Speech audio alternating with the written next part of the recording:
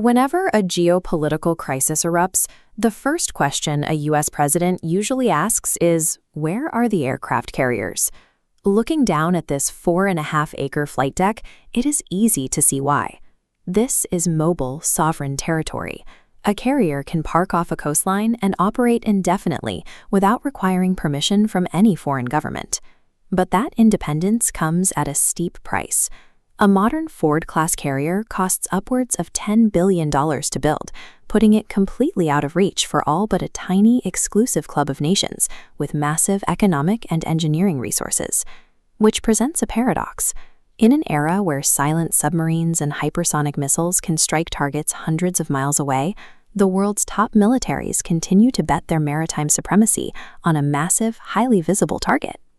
To understand why nations accept such an enormous risk today, we have to look back at exactly how the aircraft carriers seized control of the oceans in the first place. Throughout the early 20th century, battleships were the undisputed kings of the sea. Early aircraft carriers were treated as fragile support ships, used mainly for scouting ahead of the main fleet. That naval doctrine vanished in the thick smoke of Pearl Harbor.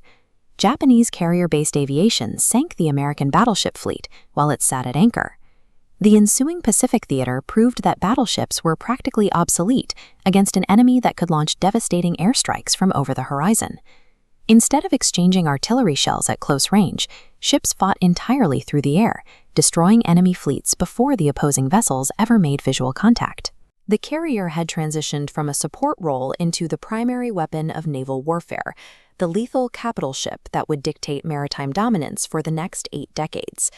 During the Cold War, naval engineers integrated nuclear propulsion into aircraft carriers, marking a significant leap in sea-based endurance. This diagram illustrates a closed-loop nuclear reactor, which provides virtually unlimited endurance, removing dependence on fossil fuels. Heat from the reactor core transfers across a watertight boundary, boiling water in the secondary loop into high-pressure steam to drive the propulsion turbines without atmospheric oxygen. Removing massive fossil fuel tanks from the ship's hull frees up immense internal space.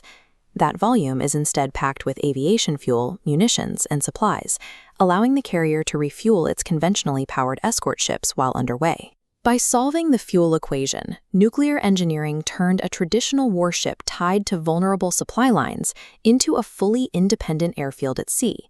Operating that airfield is one of the most difficult logistical challenges on Earth. A carrier must safely launch and recover an air wing of over 70 aircraft on a pitching, rolling runway in a turbulent ocean. For decades, Nimitz-class carriers have managed this using complex steam-powered catapults and massive hydraulic arresting gears to slingshot jets into the sky and catch them as they land. The new Ford-class carriers move beyond traditional steam, utilizing the Electromagnetic Aircraft Launch System, or EMALS, and an advanced arresting gear. By using electromagnetism, the new system accelerates aircraft smoothly, reducing physical stress on the airframes. It can also be precisely calibrated to launch a much wider range of aircraft, from heavy strike fighters down to lightweight unmanned drones. These engineering updates yield a 25% increase in the ship's daily sortie generation rate, multiplying the sheer volume of firepower the carrier can project in a 24-hour period. Critics often point out that a 100,000-ton floating airfield is an enormous, slow-moving target. But a supercarrier never deploys alone. It sits centrally in a carrier strike group, surrounded by destroyers and frigates equipped with advanced radar and missiles for layered defense. Beneath the surface, nuclear attack submarines run ahead, hunting enemy subs long before the carrier arrives. This self-contained structure gives commanders immediate options. In August 2014, when Islamic State forces swept into Iraq, the USS George H.W. Bush Strike Group arrived in the Persian Gulf and began launching airstrikes for nearly 2 months, while other U.S. forces waited for neighboring countries to grant land base access. The carrier acts as the nucleus of a mobile military ecosystem, capable of arriving off a coastline and locking down the airspace and sea lanes of an entire region. To counter that dominance, rival nations are pouring billions into anti-access and area denial networks. They are developing hypersonic anti-ship missiles, specifically engineered to overwhelm the strike group's radar and pierce the defensive shield. The most heavily debated threat remains the lone wolf nuclear attack submarine. Operating quietly below the radar horizon, modern attack subs can slip past surface escorts and launch devastating stealth attacks from the deep. These rising asymmetric threats have sparked fierce debates among developing blue water navies. Military strategists in countries like India are weighing whether to fund additional supercarriers or pivot those massive investments toward building stealthier nuclear submarine fleets. Building the carrier is only the first step toward naval supremacy. Survival requires funding a trillion-dollar ecosystem that can withstand 21st-century threats. To survive, carriers are adapting their air wings.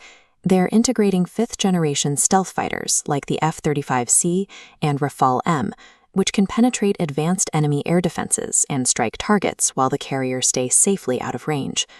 Looking ahead, navies are developing unmanned combat drones designed to launch directly from the flight deck, extending the ship's lethal reach hundreds of miles beyond the range of incoming anti-ship missiles.